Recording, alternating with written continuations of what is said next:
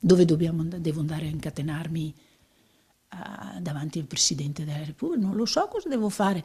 Per Margherita Sambini e sua figlia Caterina non c'è pace. Dopo il dramma per la scomparsa del marito, cui era stata innestata nel 2002 una valvola cardiaca, è iniziato un calvario giudiziario conclusosi con una doppia richiesta di risarcimento, l'ultima da 90.000 euro per la figlia, ma all'inizio di dicembre era già arrivata una cartella esattoriale da 100.000 euro, i soldi della provvisionale comprensivi di interessi incassati come risarcimento danni per la morte del familiare. Voglio giustizia, che non ho fatto niente, non abbiamo fatto niente, io e mia figlia non abbiamo fatto niente, non abbiamo né rubato, né fatto niente, niente assolutamente. Noi abbiamo solo chiesto perché mio marito è morto. Perché?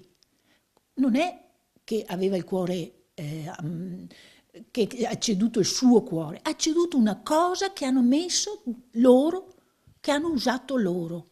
Una trentina di persone che avevano subito lo stesso intervento ne hanno subito uno di sostituzione, un altro paziente invece era morto. Dalla Regione Veneto sono arrivate rassicurazioni bipartisan e il voto di tutta l'Assemblea per istituire un fondo apposito. Ma io non avevo chiesto soldi, volevo solo sapere perché e volevo capire se c'era un responsabile che almeno ammettessero. E mi sembra anche che con quello che abbiamo fatto noi, io e mia figlia che siamo partiti, di aver addirittura dato la possibilità a qualcuno altro che si salvasse.